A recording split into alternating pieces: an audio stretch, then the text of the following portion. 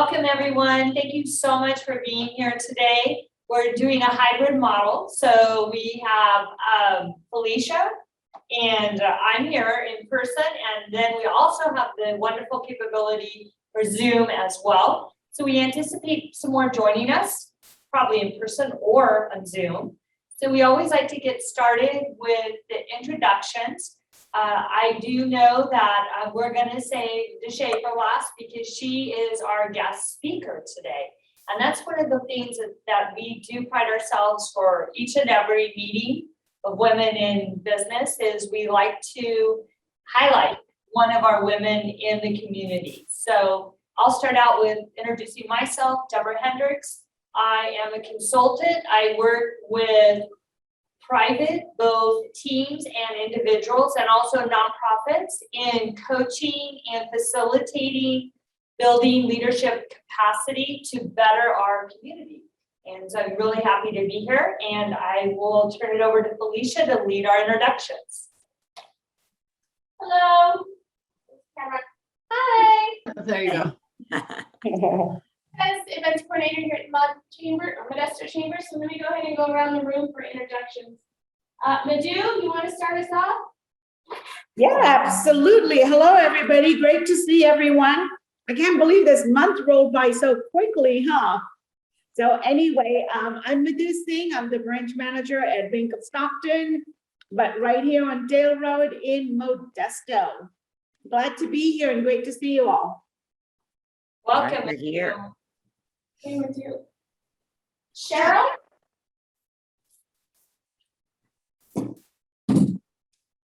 Hi, everybody. I'm so glad to be here because I didn't think I was going to be able to make it because I was originally slated to be in Merced County. So I'm so glad to be with these amazing, powerful women that I hope to learn and get inspiration from. I am Cheryl Schrock. I'm the senior manager of WALK for the Alzheimer's Association. I take care of Merced, Stanislaus, and San Joaquin counties. So glad to be here and among this amazing group. And hey, I just want to say a little something. Miss Trish Christensen, I kind of met you at the, it's like, how crazy is that? Glasses and masks. And they're like, and you don't know who anybody is. So I'll be so glad when we're able to be in person and we can see each other and like actually know who we're talking to. And so it was my pleasure because I really didn't even know who I was being introduced to. You're a teeny tiny lady too. I walked up to you. I didn't put you together. You're so cute. I'm like, and I had the tall shoes on, but that's neither here nor there. Thank you for having me, ladies. I'm proud to be part of this group. Thank you for joining us. Thank you. Peggy? Hey, I'm Peggy O'Donnell. I have Mid-Valley Promotions. We're getting ready to celebrate 20 years on October 1st, so yay. And I'm a chamber board member. And Deshay, are you in California or are you in Hawaii? Me. Felicia? I saw a picture of you in Maui. Are you in Maui or in California, Deshay? Oh, no, I'm in California. My daughters and I, we went to Maui the first week of May. Oh, okay. Okay, cool. Yes, yes. As far as introductions, Deshay, when you're ready, you can go ahead and start. Love it. Thanks. So we got around the room. We didn't miss anybody. Go ahead. So, Trish, other than Trish, everybody. Trish. I am Trish Christensen, President and CEO of the Modesto Chamber of Commerce. Small group today, but small and mighty, never afraid to take on the next challenge. We are now able to upload all these to YouTube. So this will be on our website to share within the next few days. And all the meetings we've done, we think all from January now, are caught up and living on our website. So feel free to kick around and share any previous meetings that had a message, a topic, or a theme that you really were touched by or had someone you wanted to be empowered by. Find it or let us know if you need to know where to look for it, and we'd be happy to share that with you, as we will do today proudly to put Deshay's message up on our website. So Deshay, I'll hand it off to you. well, thank you. And thank you, Deborah, and thank you, Felicia, and everyone for joining us this afternoon. people often ask me to share my story, and I was thinking back on last month's presenter and what an awesome journey she has had, and just made me feel about the, I'm like, well, I haven't accomplished anything like she has, and all the things that she is doing in the community. So I come from a little different type of story, and it's more of how to overcome, I think what most people tell me is that you've overcome so many obstacles and where you are today. And I was born and was growing up in New Orleans, Louisiana. I was actually born on Fat Tuesday, which is Mardi Gras. So I'm a big Mardi Gras lover and love to go down to New Orleans all the time for Mardi Gras, not in the crazy French Quarter district uptown, which is a lot more fun and a lot more civil, and you don't have to worry about getting shot all the time. But anyway, just because it's become so dangerous. But I have two sisters, one older, one younger. I am the middle child, and I tell a lot of people that explains a lot of things about me, since I am the middle child. So when I was about 12 years old, my mother and dad decided that they did not want to raise three girls in the city of New Orleans. And we bought a large farm, 420 acres, out in the middle of nowhere in South Mississippi. It was close to where both of their parents were living at the time. So I was close to my grandparents then. And growing up, we raised cattle, 2 crops for the commercial market, bell peppers, as well as watermelons. And then my mother decided that we needed to have a garden that fed everyone in the community. And she didn't mean for you to come pick and you can take it home free of charge. It meant that we pick, we shell, snap, wash, whatever, and then give it away. So we were very involved in our church. My dad, all growing up, my dad was minister of music in our church. And so I played the piano. My dad wanted one of the girls to play piano. And my older sister was given piano lessons and she didn't want to play. And I begged, and they said, no, you're too little. You can't, we're going to let her take piano lessons. However, since she didn't want to play, I would sit around the corner and listen to her lessons. And then I'm kind of self-taught. I never really had a teacher. And I still play to this day, really for my own enjoyment. I've played in church. I've played it for pageants and a few weddings and a few funerals as well too. But I am not anywhere near a concert pianist. I play purely now for release and enjoyment. But my dad insisted that we sing in church. And so we were at church on Sunday morning, Sunday night and Wednesday night. And then they were youth sponsors growing up. So we always had a group of kids at our house most Saturday nights doing something. So there was always people in our house. I have a very hospitable mother and dad that just welcomes anybody into their home. So I really did grow up in a very Southern hospitality culture and environment, and with both of my parents and my 2 sisters. And the little place that we moved to was 10 miles outside of a little bitty town of almost 2,000 people where I went to school. And when I lived in New Orleans, I rode my bike to school, and I had to learn to ride a school bus, and all the kids picked on me and I was called names. I had a strong New Orleans accent at the time.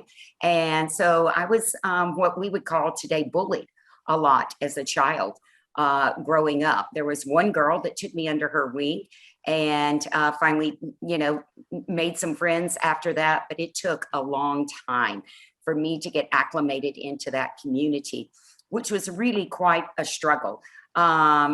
Longer I stayed in that community, met some friends, participated in band and all those things. And then about the time that when I was graduating my senior year from high school, my mother and dad separated and started going through divorce. And so everything was focused on that divorce. When it was time for me to go to college, there was really nowhere or anyone to lean on to kind of walk me through that process.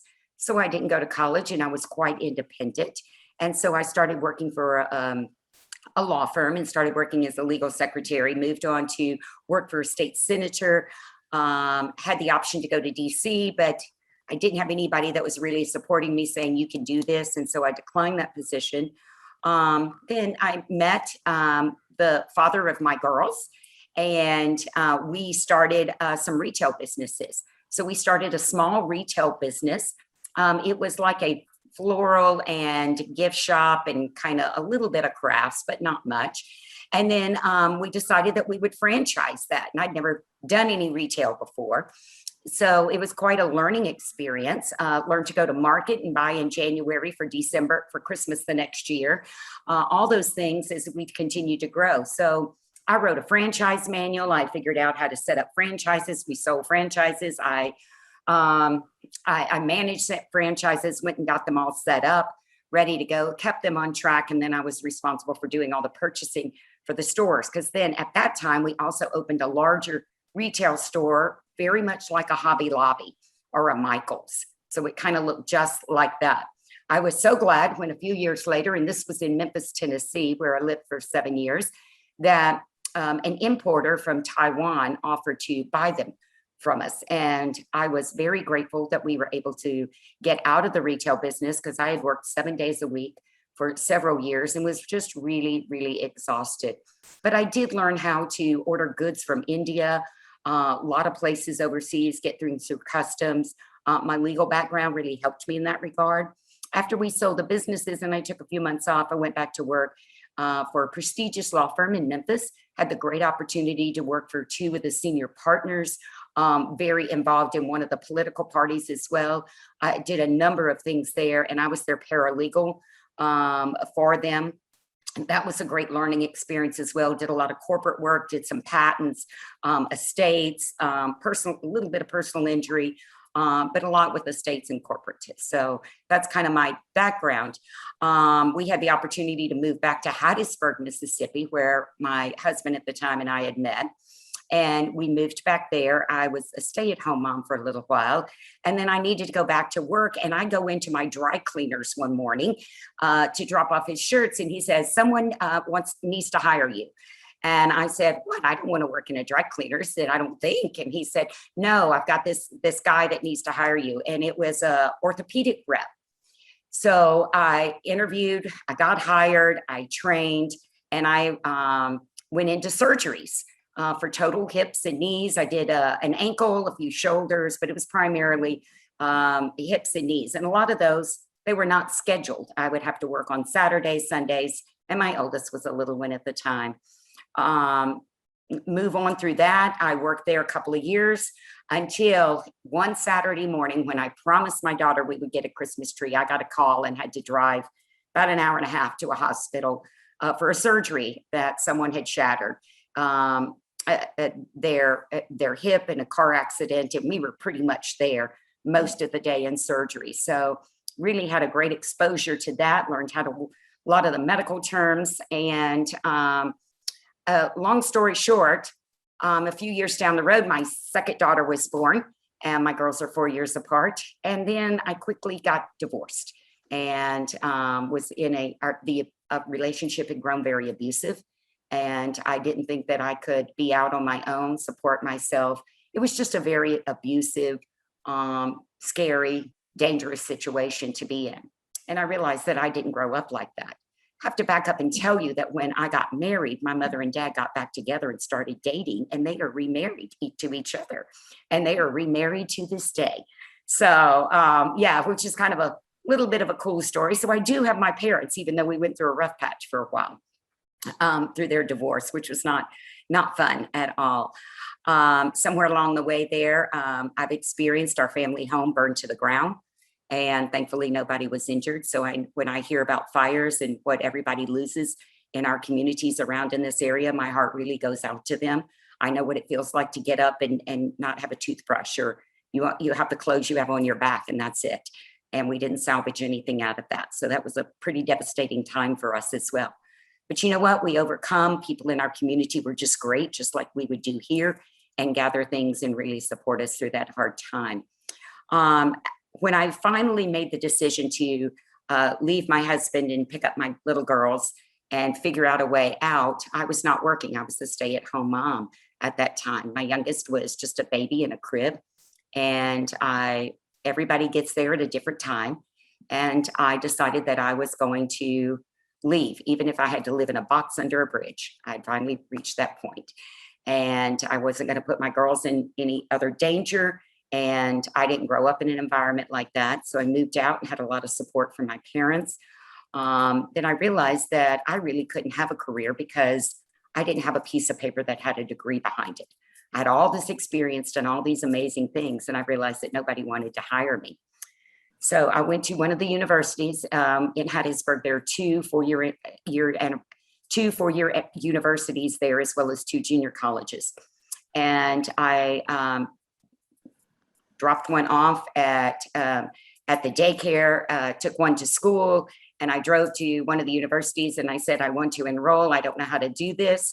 I have no clue, and I really don't have any money. And they took me under their wing. It's a private Christian university there. I started school in a week and worked on my bachelor's. At one time, I was going to 3 separate universities to get all my credits in. So I earned a 4-year degree in 2 years. I was top of my class in those 2 years when I graduated. And they really didn't want to recognize me as being the top of the class because I was not, as the vice president of academic affairs told me, I was not their typical student.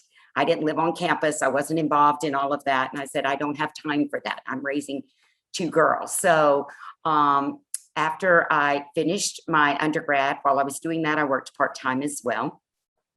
Then I got a job with a regional home health care provider.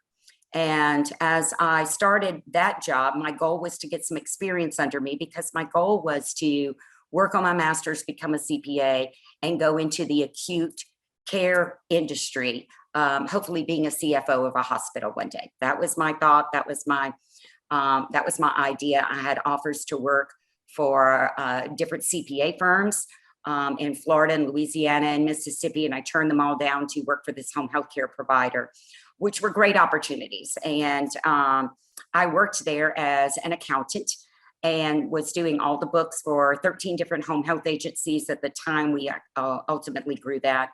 As I was working there, I was just trying to get that experience to make that move into the acute care field. And privacy laws came out about 2001, and they asked me if I would serve as their privacy officer. So I got to do that and write the policies and procedures and really learned technically how to write policies and procedures and did a lot of education all over Louisiana. People would contact me and ask me to come teach for them on the privacy rules. I did that down in Florida and Louisiana and Mississippi while I was doing all my other stuff. And then just about the time that I was going to leave there and make that leap and had a few years under my belt, and I had finished my master's as well in business administration with a concentration in accounting, then my next goal was to start studying for my CPA. They came to me and asked me if I would start a hospice division for them. And I said, no way, don't want anything to do with hospice. My grandfather had passed away on hospice about 7.5 months prior to that time. And we had a horrible experience. The nurses would not come out. They wouldn't answer the phone. They wouldn't come see him. I had to change a catheter all by myself on my grandfather one time while I would split weekends with my older sister, and my mother would stay during the week so we could keep him at home. And we did that for a few years, quite tiring. And so I was finishing up school during that time and still working full time, going to school part time, and would do that every other weekend, take care of him. So I said no, and they really asked me to think about it. I'm not a clinician, and counting operations, that's my field. And so they came back to me and they said, we really want you to reconsider. So the person that I am, I started doing all the research and getting my hands on everything I could on the internet about the hospice industry and what it should look like. So I went to them at the end of that week, the following week, and I said, okay, I'll do it, but there's going to be some considerations and you have to support me in this. And they said, okay, what is that? And I said, when a patient or family calls, we will be there. We will run our staff 24/7, night or day. We will be there for the patients and the families. And I said, we're going to build a culture that is patient-oriented instead of what makes it easy on the clinician. So they said, oh, agreed, go for it. So from there, I built 14 offices across Mississippi, Louisiana, and Georgia, 3 in Georgia. Some of those were startups. I did some acquisitions as well. I would find a little hospice somewhere and go in and negotiate with them and learned how to do all of that. And I did a lot of that paperwork. And so this is starting 9 certified Medicare hospice agencies, getting in through all the EEOC. And after I started the first one, I realized that, hospice should be more than what we can provide I worked for a for-profit organization. And so, and I had 6 different companies under all of those 14 offices, how it was all broken up across the states. And every state's a little bit different. And I didn't really have any help when I started, just started building this on my own. They gave me a lot of leeway. And, but after about 1.5 years, I realized that we could do more. And I went to them and I said, I want to start a nonprofit, a foundation to support our patients and our families. And they started talking about how much it was going to cost to get it through, the bylaws and the everything and the 501c3 approved. And I had already done that in Memphis. I'd done all that work. And I said, leave it to me. I will do all of it. I'll get it all done. And I'll do that with everything else. So I started a nonprofit, started a workforce giving program, as well as golf tournaments, other fundraising events, and an annual giving campaign out of that as well for our communities. And we provided things like window air conditioner units for people that lived in trailers in South Mississippi or Louisiana that didn't have air in the summertime. Washing machines, we built a lot of wheelchair ramps, got to go out in some of these patients' homes and really meet some wonderful people. So I continued to work there. And after I'd grown that business, I got a recruiter that reached out to me about the job in California. And I have one child in Ole Miss and one that's getting ready to graduate from high school. And I wasn't going to move across the country because I didn't want to leave my daughters.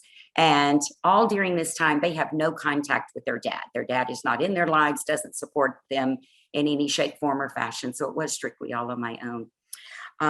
They kept after me and they said, Mom, you've got to talk to them. You need this opportunity. You're not going to go any higher in this organization, and you deserve to be a president and CEO. So through all of that process, I was very surprised that they offered me the position, and I moved out to California and took on the role as president and CEO for Community Hospice Foundation and CHI Management. Since I've been there, we've started a palliative care division, our own counseling division as well, where we do all sorts of counseling for addiction and depression and anxiety, marriage and family. So we started that division, a bereavement camp for children that we provide each year. And we just had it this past weekend. We couldn't do our overnight camp, but we did a full big 1-day camp on Saturday. So Sunday, gosh, my body was tired. And right on our campus, I walked over 5 miles and I never got off our campus right there, our building site.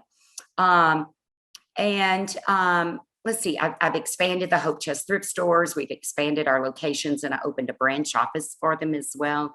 Really done a lot to really put the organization solidly so they can prosper for another 40-something years. I've had amazing opportunities while working for Community Hospice, the best of which is working around the awesome people that work there and getting to promote hospice and palliative care and our services in the community. I could talk about it all day long.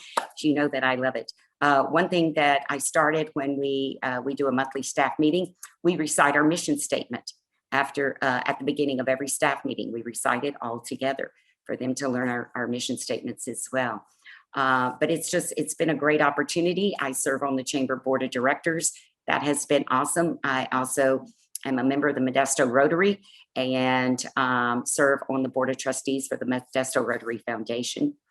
My daughters right now are grown up. They've both finished their undergrad and their master's. And one of them is in Houston as a CPA working for a consulting firm. She does all types of SEC work with companies in France, China, United States, you name it. She does all that kind of work. And the other one is very science-based. And I just went to New Orleans and moved her from Jackson, Mississippi to New Orleans the first of weekend in August. And so she's now living in New Orleans, and she just started a really great research job at Tulane University there. So her goal is to either try to go to medical school at Tulane University or do her PhD at Tulane. And that's kind of my story. And basically, I tell this story and I encourage everybody that it's never too late to go back to school. It's never too late to further your education. I'm studying for another accreditation exam right at this time to earn my ACHE, which is the American College of Healthcare Executives, to be board certified. And And I really set that example that, you know, you put your mind to anything, then you can just overcome and you can accomplish it. You just don't ever give up. We can get down. And this is what I tell my girls. And I was talking to one of them the other day. I said, you know, you just keep putting one foot in front of the other until it all kind of meshes together and you will get there. I said, the goal is don't quit and don't give up. I said, you always fail if you quit or you don't try. So they may fail flat on their face. But if they have tried something and failed, then I definitely applaud them. I encourage a lot of my employees to go back to school and get their education, even though I may lose them as an employee one day. But we really put some programs in place for our aides, our LVNs to go back to school for either their LVN or their RN to move up and really promote education as well. And that's kind of my story. I gain some new nuance every time I hear you tell your story. It comes out different with things added, nothing's ever missing. And that your dad ever once tried to tell you, no, I just can't believe someone told you, no, you're too little, you can't do that. Yeah. You know what? It always takes somebody to tell me, you know, you cannot do something and I'm going to figure out how. So I've been a single mom all these years. I have learned how to replace, you know, garbage disposals, you name it. I have figured it out. I would call my dad, or I have a wonderful brother-in-law that has just been like a dad to my girls as well. And I'll call him, I say, okay, I'm not down here under the sink. What do I do next? You know, so I've had great support from them. My mother and dad are still alive. They live in Peggy, Mississippi, just outside the North Shore of Louisiana. And just love to go visit with them. I took a mother and sister trip to Charleston with my sisters and my mother in July, and we had the best time in Charleston, just for a long weekend. We had the best time. Wonderful. That's a beautiful thing. How was the weather moving your daughter the first weekend in August? You know what? It was hot and it was muggy. I'm glad that it didn't rain on us as we were getting everything, you know, moved in or out. Had really great experience, but it rained in the afternoon, you know, dog days in New Orleans. It rained in the afternoon. I had to make sure that I got a renter's insurance because there were storms coming into the Gulf. So I don't need her to get blown away. So anyway, we've lived through hurricanes and tornadoes and everything else. So you know, they kind of know the drill now. So. Yeah, kind of interesting. She's full circle back in New Orleans. So I know. Very cool. He's 24, always wanted to live to New Orleans. And I said, this is the perfect time to do it. Just go for it. So Yeah. Does Shady miss the culture of New Orleans? I know my daughter's best friend and maid of honor lives in New Orleans, went to school there. She loves it. Yes, she moved in with one of her college roommates that had been living in New Orleans, who's a clinical research coordinator. And so they lived together for 2 years in a house in Oxford when they were both going to Ole Miss. And they've always been very close and great friends. And so, yeah, she moved out of her house and out of her apartment, and they rented the cutest little house. And they've got little old ladies that live there and walk their little dogs, and they say, I'm coming over to visit. And, you know, one of them says, oh, we'll have to teach you how to play bridge. So they got these little old ladies right around them that is really watching after them. And they're like, oh my gosh, we're going to have the best parties with these ladies. So they're just two very special, you know, people. And her roommate is, she lost her mother earlier this year. And that's been hard on her. But she's kind of been estranged from her mother. And she told me while I was there, Katie went to go pick up food somewhere. So her and I had a little chance to talk and set her down. And I said, you know, I'm so sorry. If there's anything, just reach out. She said, well, I'll tell you, one reason I wanted to room with Katie was because her mom can almost do anything and always keeps her on track and really helps her out and supports her. And I said, you're just one of my extra daughters that I have scattered around throughout the United States from, you know, friends of both of my daughters. So, Exactly. So great people. Any questions for Deshay, like probing questions? Because I know she'd share with us. So Well, I don't have a probing question, but I definitely feel like I need to reach out and give you a virtual hug, Deisha. Wow, that story was so awesome. And you know what? That's why I love being part of this group. And I tell everyone, oh my God, you have to come join this group because it's just, it's so powerful, as women, encouraging and lifting each other up. I definitely see this here. Your story is amazing. And thank you so much for sharing. That was awesome.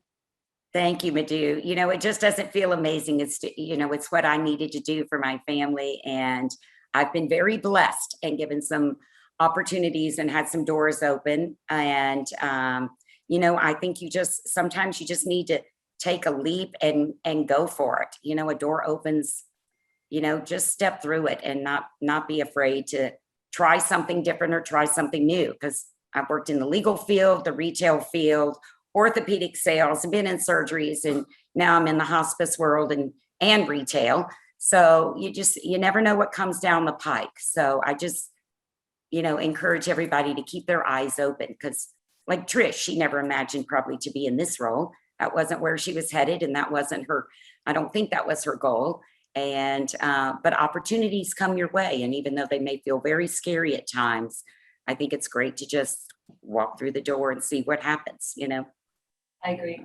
It's funny you said that. I've told people many times, I've always believed if a door presents itself and you're asked to consider something, you have to think on it and trust your instinct. It's there for a reason. So if something's telling you to run, but if it's not, you're probably meant to go through it for some reason or person or purpose. And no, chamber or CEO had never once crossed my mind 3 years ago. So totally with you. And you are so suited for that role and do such an excellent job. So I'm glad you found your way, and we found our way to you. So thank you for that. I appreciate that. I'm happy about it. that was Felicia, right? Yes. She, I have a question. Because you've been talking the last few months as women and how we've had to recreate ourselves and get through the pandemic and all of that. And now we're still not out of it. I think all thought, maybe I was naive, that it was going to be a little better, So what's some of your suggestions for anyone that might be listening to, I know you have the keep on going, we can do it, but any suggestions, anything that you've read lately or thought about that could be inspiring to someone else? You know what? I think it's really important that you take the time to take care of yourself, whatever that might be. If that is getting a massage or going for a long drive, personally, if it's spending time with family, if cooking is your thing that relaxes you, I've really started playing my piano back a lot the last 6 months, several times a week. And I need that to stress and clear my mind, at least give my mind a break from all the work issues and activities that are going on. And have I followed up with that? And did I get back with them? I still have to do this. We've all got those things on our mind. But I think that, and it's real hard. I talk to a lot of people and they feel like, well, I feel like I've got to do this, this, and this. And so I tell them, I say, you know what? I give you the authority to take care of yourself, because sometimes, if you tell somebody it's okay, I allow you to have a day in your PJs. If that's what really just gets you, you can do that. Feel free to do that. And many of us think that we will get judged if we take the time for ourselves. We're supposed to be taking care of everybody else at home. Family members that are off somewhere, we still take care of them. Take care of everybody at work, or our work group and our peers and our colleagues, and we're all supporting all of them. It gets very, very tiring. So I am fine if I have a complete day on Saturday when I just don't answer the phone, and I need to spend some time for me. And maybe that's just curling up on the sofa for me and watching, you know, some movies and having a lazy afternoon, but we all have our different little channels. Right. And I think I think we first need to tell ourselves, it's okay to take time for me. Because I think that's what holds us up a lot of times, is that we don't think we can or we should. Right. And just, you know, having someone tell you, because they look at me when I say that, you know, and I'll say, yes, you can do that. See, you can do that. And you can see that they just feel uplifted in some type of way. They're like, you're right, I can do that. I haven't thought about it that way before. So, and I think really just supporting, encouraging each other. I know we've been doing that over the year. So we're tired of supporting and encouraging each other, right? Well, let's just get real, ladies, right? We are just tired of supporting everybody else, you know, and that weighs heavy on our shoulders. And, you know, if you need to get out and run a 10K or a 5K or just walk, ride your bike, whatever it is, block out the time in your schedule, however you need to do that, to do for yourself, and really go out there, try something new. You know, I picked up pickleball as well. Nobody's really taught me the rules yet. I like to go out and just, you know, so that's a lot of fun. When the weather gets a little cooler, then I want to go out and play a little more and really have somebody teach me the rules of the game, since I'm out there hitting the ball and I know I don't have any rules. So, and I don't even know how the game's supposed to be played, but that's not the point, you know, right? That's not the point. I don't have to play it. Just, you know, I'm not competing. I'm not playing in a tournament. Yeah. So, you know, really try something different that enlightens you, you know? Good advice. That's really good advice. Mhm. Cheryl's got her hand up. I don't have a probing question, but I do have some comments. I was lucky enough, I mean, I've been around Modesto doing my work for the past several years, and I was lucky enough to be able to partner with community hospices on many occasions, but not last week, but the week before, I sat down with some of Deshay's lovely employees, and her vision and her leadership and her knowledge, you can tell, transcends to the people that she works with. And as I was brought up to speed Yes. on some of the newer things, I feel so proud to be again partnering with you know, between Serpa and Allison, who I happen to be with. Serpa's been around for a while, but Yeah. Allison, I've seen Allison around for several years in other areas, and she's such an amazing, wonderful young woman. And I'm so glad that she's found a place that will recognize and use the beauty of her heart and use the amazing talents. And I just seeing how she's grown and how thrilled she is to be involved with your organization has been uplifting to me as somebody who's watched this amazing young woman have to go through several jobs before she found the one that really takes her heart. So, and that's hats off to you and your leadership. And I also wanted to make the comment too, whether, you know, with another organization, you know, community hospice to me has always been somewhat the gold standard when it comes to hospices. And in my line of work, in the past couple years, you've gone to a couple, 2 or 3 hospices to now having so many, you can't even keep track of them. And they're all coming from the Bay Area and all these different areas. And the thing that remains amazing and unique about community is just what their name is, community.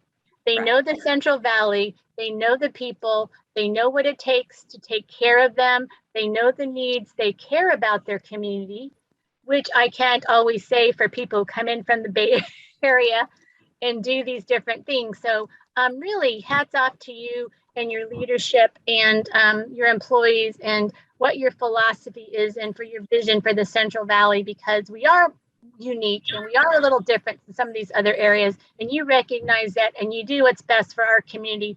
And that's really respectable, at least from my end. So I wanted to thank you for that. Oh, well, thank you. I really appreciate that, Cheryl. You know, when I came, we didn't have the best culture in that organization, and I really tried to build it. We call ourselves the CHI family. Serp and Allison are great. They want to put together a team, not just have a booth, but now they want to put together a team. So I said, sure, guys, I got that email yesterday and I said, sure, guys, y'all want to put together a team.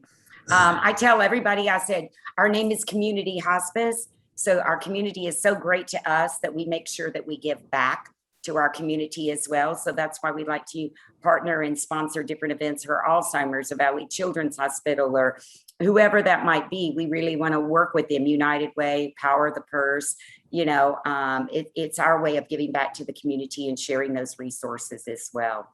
One thing I didn't say that I feel like is real important that I'd like to share just real quick is I never imagined myself working in hospice. Didn't want to. I kind of got into this industry almost kicking and screaming in a way. And, just really begged to get into it. I fell into it by accident. And I will tell you, I can't imagine doing anything else than working in the end-of-life care industry. It's just some unique, very unique, special people that you run across. And all of my staff, I love them dearly. They are my CHI family. And the only family I have here in the Valley. I don't have any family here in this area or in this state. But I attribute, my good fortune of winding up in this industry, despite my efforts to not do it, really to my grandfather, because that's what really made me think about it seriously and give it a lot of consideration and want to lead hospices to be what they should be, what they were initiated to be from the very beginning, back in 1979 in the early 80s when Medicare regs came out and had a Medicare hospice benefit. It's what it was meant to be when it was all put together, to support patients and families. So I tell them, I said, families and patients come first. So that's really our motto. And if we stay with that motto, then we're not perfect and things fall through the cracks for all of us, I guess. And but at least our heart's in the right place every day.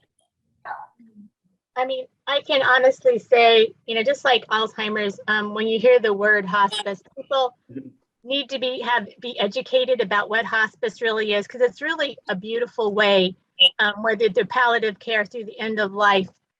You hope that people be part of that sooner than later, so they can see the amazing things that are possible. And because I knew what the gold standard was, and I knew how a good hospice operated and what was potential, when I went through it myself with my dad, it was not as great as an experience because I knew what the good ones were like. So it's so important, and it's such a beautiful thing, and it's such a wonderful way for people to be able to, die there, in their homes and or surrounded by family in a loving, warm atmosphere, free of pain and stuff. So I hope that we can continue to bring education and awareness for what hospice really is and how people can use services and continue to use services even after the patient is gone, for these wonderful organizations and hospice house and all the wonderful counseling and stuff that's involved, that people can take advantage, because it really doesn't have to be that bad. It could be peaceful and wonderful as well. So hats off to you again and your staff. Thank you.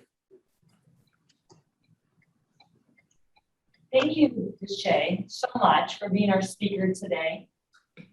Really appreciate it. Is there any other comments or ideas or anything you'd like to see us bring to you for the next time we're together? So why don't we take a moment and invite Elizabeth to introduce herself. She joined us partway into this meeting. Hi, I'm sorry for the late entry. I had a meeting and I got on as soon as I could, but I'm really excited to join you guys, and I hope I can do it every month. I just actually, sorry, I have a lot of ideas that I want to talk about. I just met a really great group in Arizona where I did some training, and I realized I'm missing that out here in California. So I really, really want to connect. I work for CCS. We do janitorial work and engineering, like maintenance. And we have a lot of really great stuff going on, a lot of we're a great resource. And I'm really interested in sustainability and just making a home in the community. So I'm really excited to connect with everyone. Thank Great. you. Welcome. Welcome. Deborah, if I could throw a couple of thoughts out. We had a Rising Professionals meeting earlier today, and so I'd like to throw a couple of things out to help engage conversation in where we're headed. Our goals obviously have been to start pulling that synergistic energy of one another together in person, which COVID is kind of going to keep us on the fence with that, it seems, at this time, which is not what we were hoping or anticipating.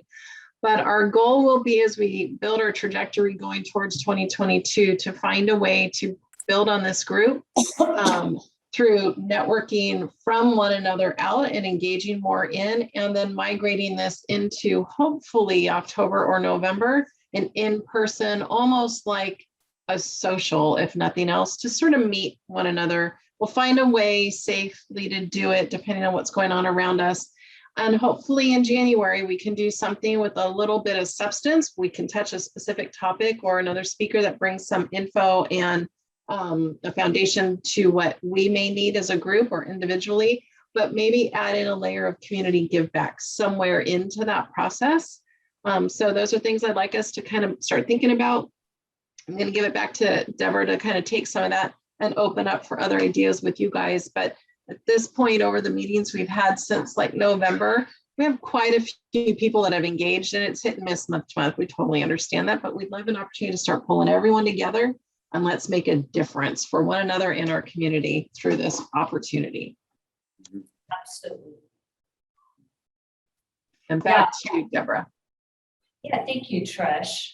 Yeah, we have been talking about that, and there were some ideas that were pitched about different maybe associations and towns or organizations that we can help women in whatever level that they're at and bring that. So you're right, we will get there. It's just right now we're still being forced to do it in a different format, right? But it doesn't mean we're not going to do it. So we will be getting there. I like that idea of a social. Any other comments about that? You know, if we do a social outdoors with the weather getting a little cooler in the fall, we might could do that sooner rather than later, you know, before we get into December or sometimes November, but, you know, maybe something in October outdoors. Sure. Mhm. Had a couple different thoughts on opportunities with that earlier today too. So I'm totally engaged or on board with October as well. If that's what we can do, let's do it. I think Just that's a little great. nervous. Edible Extravaganza just pulled their event today. And so it's just like, you know, we're just walking this tightrope again this week. Yes. Okay, but we will make it, Trish and everybody. So hang in there. I promise more will come, right? Yep. And I can tell you, as we encourage people to come together and we invite them to bring guests in to meet us and see what we're all about, I will have an opportunity to do some giveaways for either Modesto Nuts tickets or Stockton Heat tickets, which people here don't randomly or often get to go do unexpectedly. So that will be available to us in October. So looking forward to going out and playing a little bit too. Yeah. Really Fun. Okay. Well, then we'll connect and follow your lead, Felicia and Trish, on what that might look like, and anything I can do to help to put that together, I'm here as well. So just let me know. Perfect. Okay. The four of us could take a minute at the end of this and connect as well. All right, sounds good. So Cheryl and Peggy and Madhu, thank you so much for joining us. And Elizabeth, I can't wait to get to know you better, Elizabeth. And I can already feel that energy if you have some ideas you want to share with us. And that's exactly what we need. So thank you. So just for everybody aware, September 22nd is the next order of business meeting. And then everybody will get the invite, like I said, this last week as a reminder. So just looking forward to that. September 22nd, mark your calendar, same time, 4 p.m. Okay. All right, thank you. And to shake you on just for 2 minutes, I know you have a 5 o'clock, right? Yes, I actually play in a handbell choir for a church. So I have handbell practice on Wednesday nights. Okay. Okay. Okay, we'll make it quick. Bye, No, Cheryl. that's fine, but I can Bye, stay up. guys. Bye. Thank you. Good Thank you, night, Michelle. everyone. Thank Night. you. Good job. Okay. Bye, Madhu. Have a beautiful evening. Okay, here we go, it's just us. Okay. Okay. So September 22nd, do we have a speaker? No. No. Okay. So Felicia, rotate left, your left a little bit. Definitely can tell a difference when you're talking to the front versus Deborah talking towards the back. That mic does do okay when you're pointed at it. There you go. Sounds great. So do we want to try to find someone? Because I can start getting my juices going to think about. Absolutely. I'm assuming, Deborah, you may have heard this already, and I'm assuming you both know who Judith Lanning is. She launched her own business this week, an HR business, and she reached out to me. She's kind of become she's become a friend and a little bit of a mentor to me, but she texted me earlier while I was walking and said, I would be more than honored to have my new business become a Modesto, and she caps it, Modesto Chamber of Commerce member. Maybe she could be someone that could come and tell a little story of, she's covered a lot of gamuts also.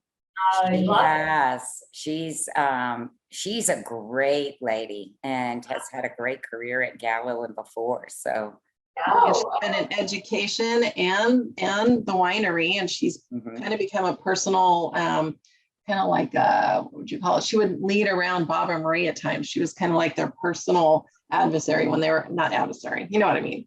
Advocate. When they were out and about, she would be the one they would turn to, and she would guide them through things. So she's got some interesting stories. And when she chose to retire was ironically when COVID was happening, she went and became a teacher somewhere else in Mountain House, I think.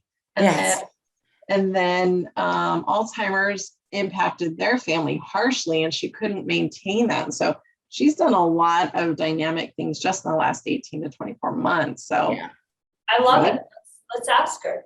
All right.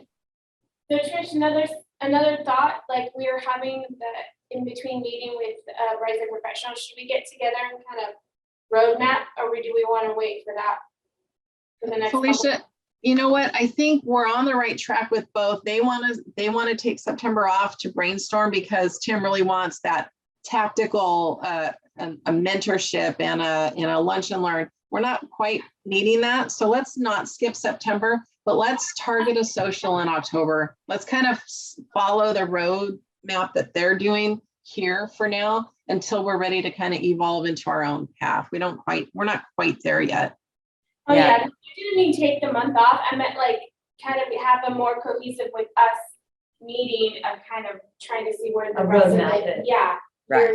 Look like. I think we need that, because I'm feeling, just gonna say personally, I feel like we're a little stuck, not in a bad way, but if we could roadmap it out and give that to people viewing and then encourage more to come in, Right. it would look like we have a plan, I guess is Right. I agree with you, Deborah, because it's like joint women in business, but they really don't see what our goals are and our mission and to share. And maybe for October, maybe our regular meeting date would be our social. Correct. Afternoon on the regular meeting date, if people have that kind of on their calendars.